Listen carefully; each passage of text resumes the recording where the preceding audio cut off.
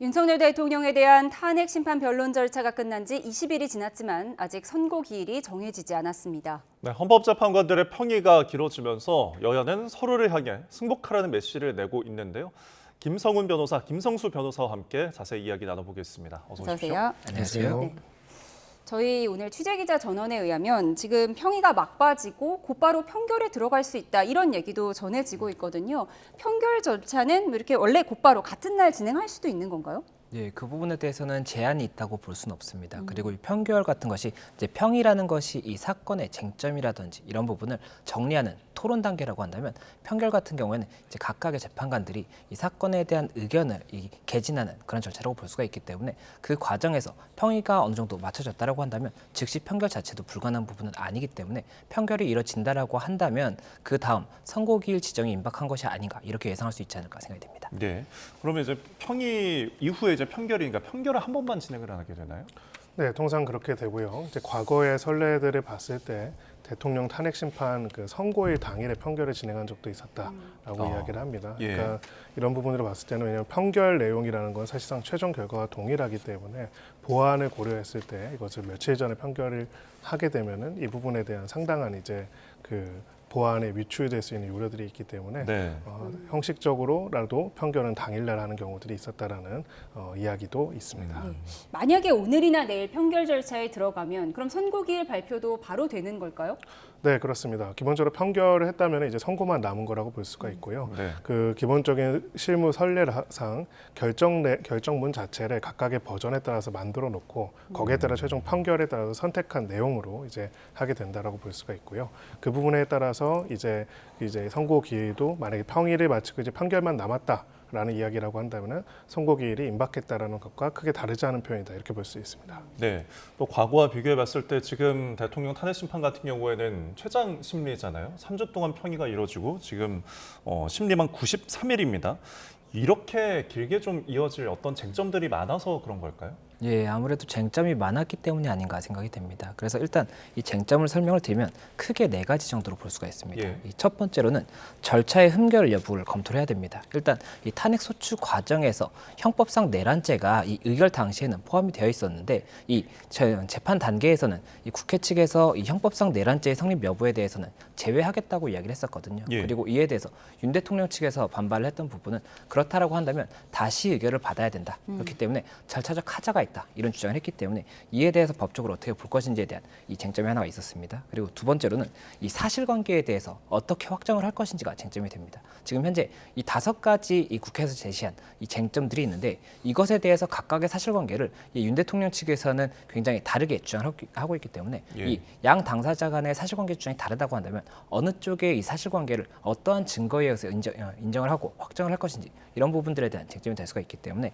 이것도 굉장히 첨예한 의견에 뭐 여러 가지 의견이 있었을 수 있지 않나 이런 생각이 드는 부분이 있고 예. 또 세 번째로 이 법 위반 또는 헌법 위반 여부 이 부분도 따져봐야 되는 겁니다. 이 사실관계를 확정을 하고 나면 해당 사실관계가 어떠한 법이라든지 헌법에 위반되는지에 대해서도 탄핵 사건에서는 필요한 부분이기 때문에 이것을 또 법리적으로 검토를 해야 되는 부분이 있고 마지막으로 이러한 위반이 있다라고 했을 때 그렇다면 이 위반의 정도가 파면에 이를 정도로 중대한 것인지 이것까지도 봐야 되기 때문에 여기서도 또 의견이 갈릴 수가 있는 부분이 있거든요. 그래서 이런 부분들에 대해서 각각의 쟁점이 분화가 되는 이런 부분들이 많았기 때문에 아무래도 이 평의 절차가 굉장히 길어진 것이 아닌가 이렇게 예상이 되는 것 같습니다. 네. 방금 변호사님 말씀하신 부분 형법상 내란죄를 제외했기 때문에 의결을 다시 해야 한다. 이게 대통령 측의 주장이었고요. 이것을 지키지 않았기 때문에 절차적 흠결이 있고 이것이 각하사유라는 게 또 국민의힘 일각의 주장이거든요. 이 부분 좀 정리해 주시죠.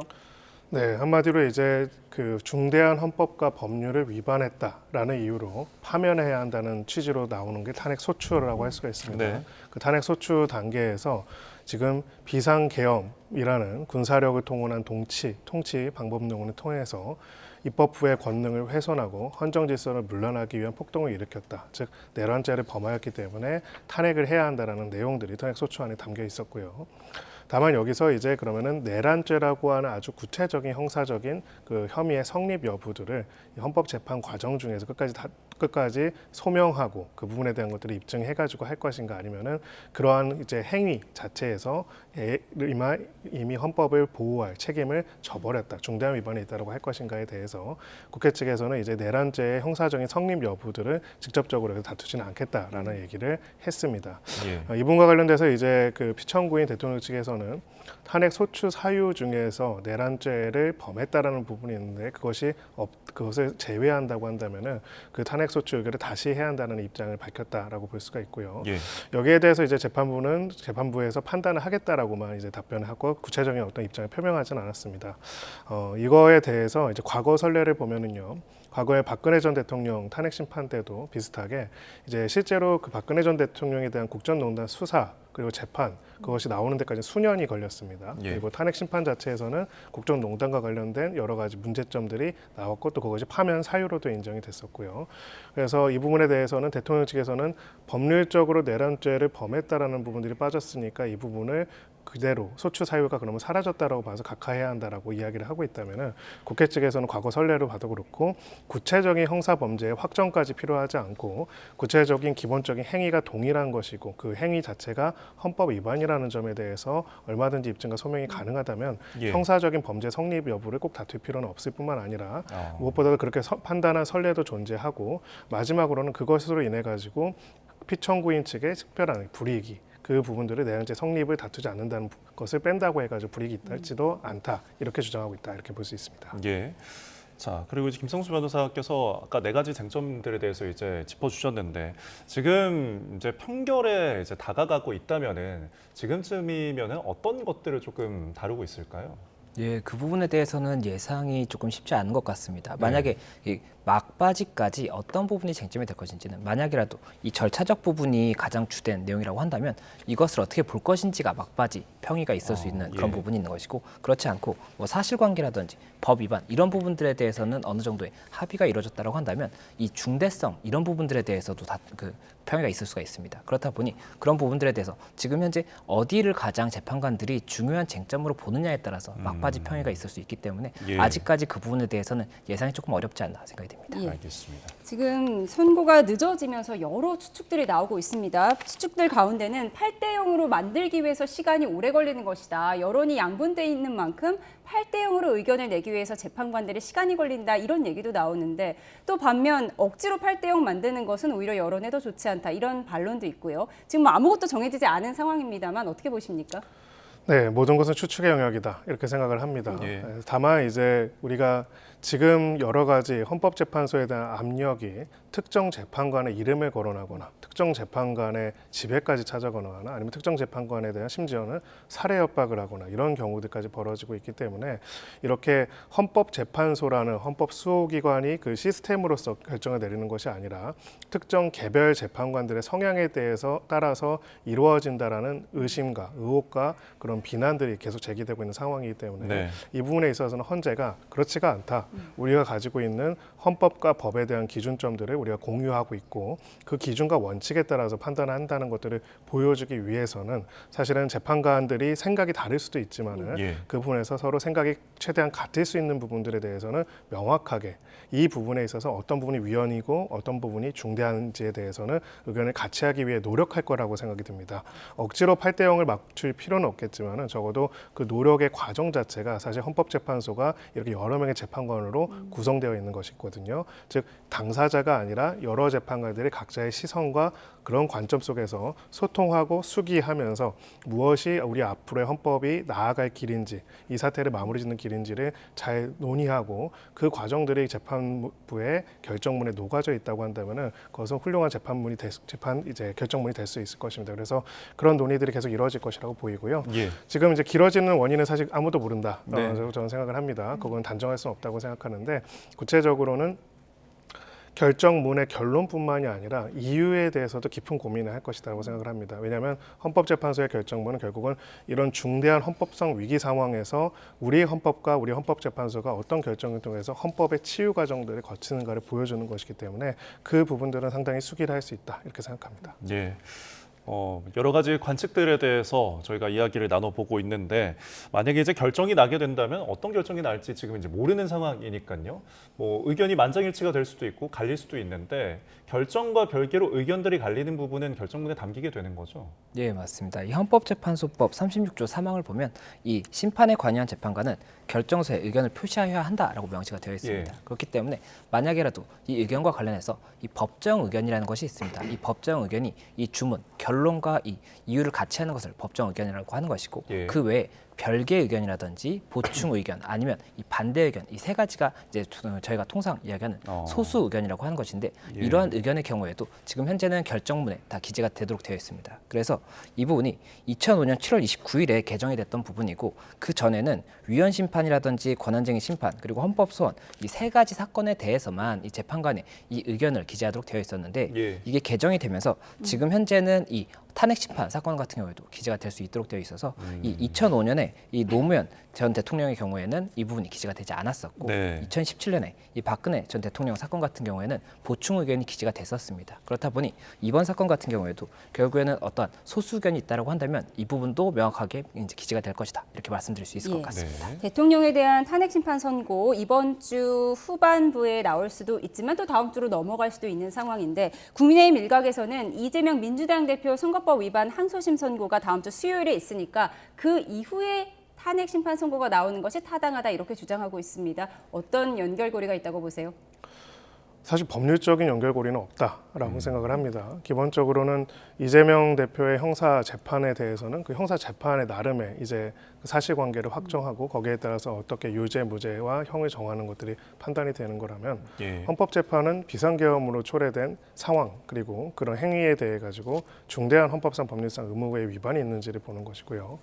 정치적으로는 정치적인 어떤 경쟁 관계의 두 정당의 사실상 수장이자 대표로서의 역할을 하는 사람들과의 관계이고 또 향후에는 어떤 대선이라든지 이런 것들과 관련이 있을 수는 있겠지만은 법률적으로 봤을 때는 두 재판은 완전히 별개입니다. 그런 부분에 있어서는 만약에 헌재에서 더 많이 심리를 할 필요가 있었다라고 한다면은 사실은 변론기일이 종결을 더 뒤로 밀어서 계속적인 이제 심리를 했었던 것이 맞고요. 네. 심리는 이미 충분하게 많이 이루어졌다는 이유로 종결이 되었다고 한다면은 거기서부터 이제 결정을 선고하기까지 상당히 너무 많은 시간이 걸리는 것들은 오히려 이례적이라고 볼 수가 있기 때문에 특정한 정치인의 어떤 선고 일정에 맞춰 가지고 현재 대통령 탄핵 심판이라는 굉장히 중요한 예. 선고일을 규정하거나 정하는 것 자체가 사실 굉장히 정치적인 행동이 아닐까 이렇게 생각합니다. 알겠습니다.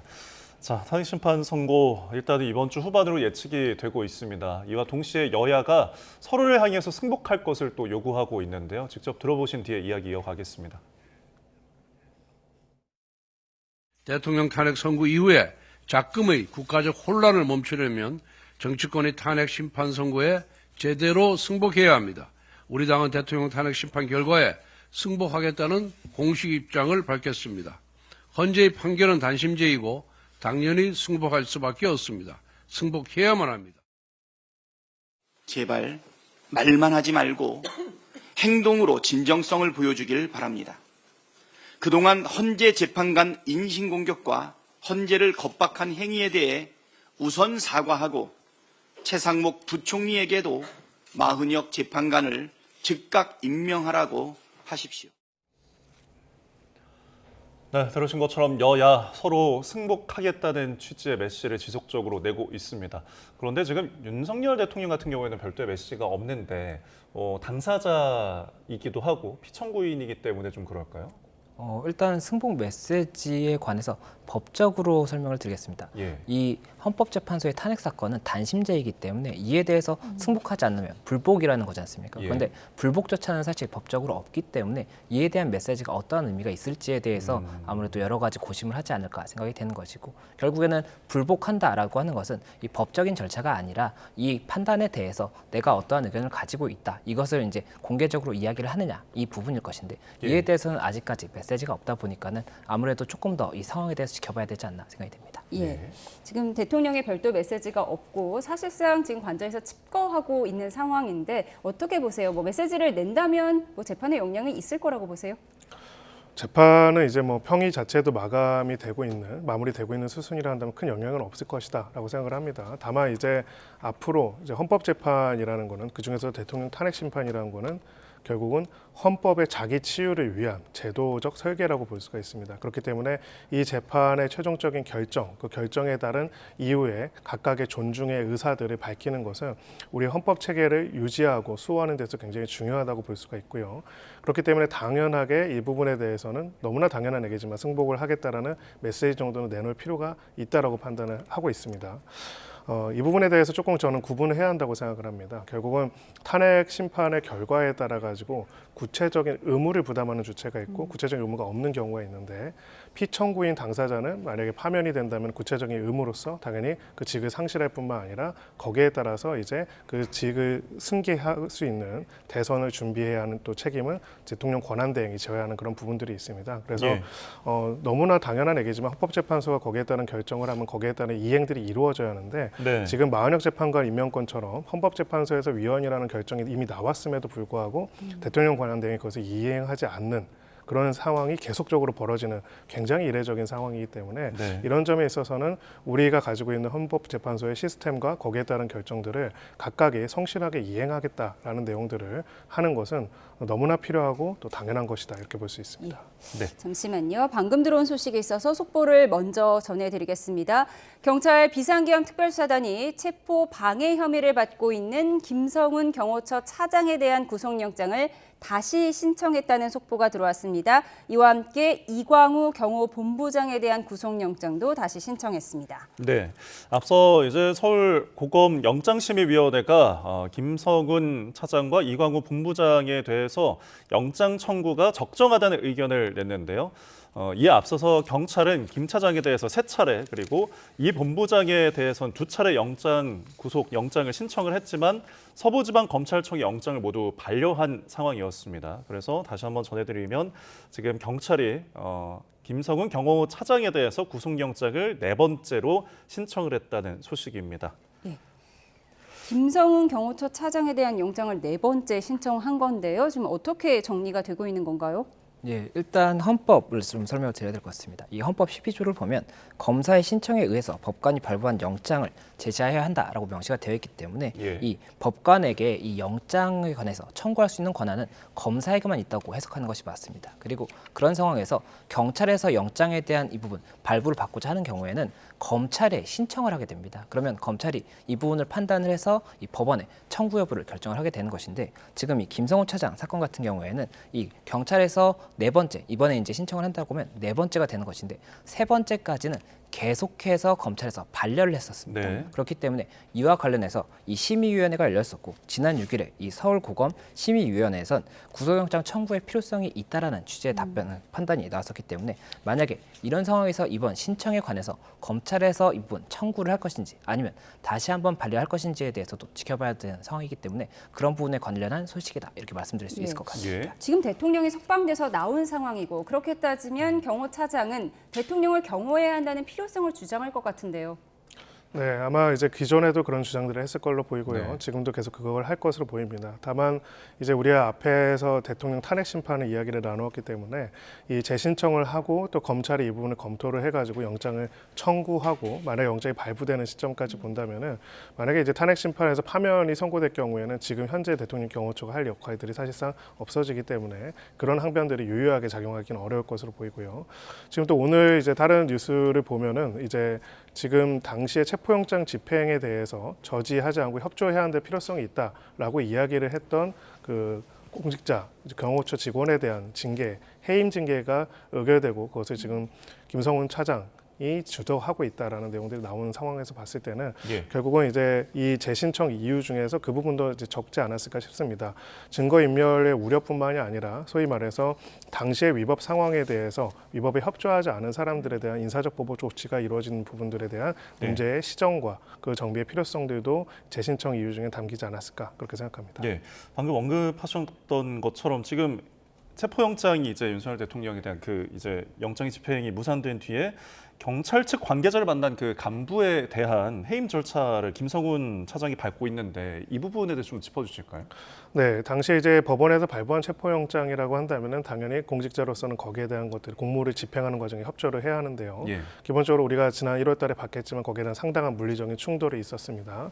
이 과정에서 이제 법원이 발부한 영장에 있어가지고 집행을 저지하거나 이렇게 하는 것들은 위법한 일이니까 이건 하지 말아야 하지 않냐라는 의견을 이 담당자가 제시를 했다라고 간부가 제시를 했다라고 이야기를 하고요. 예. 결국 이제 이 해당 간부 A 씨 입장에서는 당시에 이제 이런 발언, 이런 행동들이 이제 보복성 인사의 대상이 되고 있다 이야기를 하고 있습니다. 네. 이에 대해서 경호처 김성훈 차장 측에서는 그런 것이 아니라 당시에 보안 정보 등을 경찰청에 요출했기 때문에 그런 것이다라고 이야기를 하고 있고요.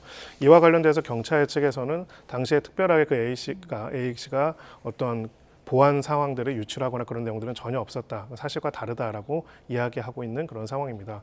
무엇보다도 지금 김성훈 차장은 영장에 대해서만 지금 검찰이 계속 반려를 하고 있지 입건이 돼가지고 수사가 진행 중이고 직권남용 및 권리행사 방해죄, 즉 당시에 체포영장을 저지하기 위해서 경호처 병력을 동원한 부분들에 대한 혐의에 대한 수사가 진행 중인 상황입니다. 이 상황 속에서 그런 행동들에 협조하지 않은 사람에 대한 인사조치가 이 시점에서 이루어지고 있다는 점은 앞으로의 영장을 재발부할 필요성, 청구할 필요성과 나중에 청구를 하더라도 발부할 필요성에 있어서 굉장히 중요한 사유로 발부 이유에 있어서 고려될 가능성이 높다 이렇게 생각합니다. 예. 김성훈 경호처 차장에 대한 구속영장 4번째 신청의 이야기 속보로 전해드렸습니다.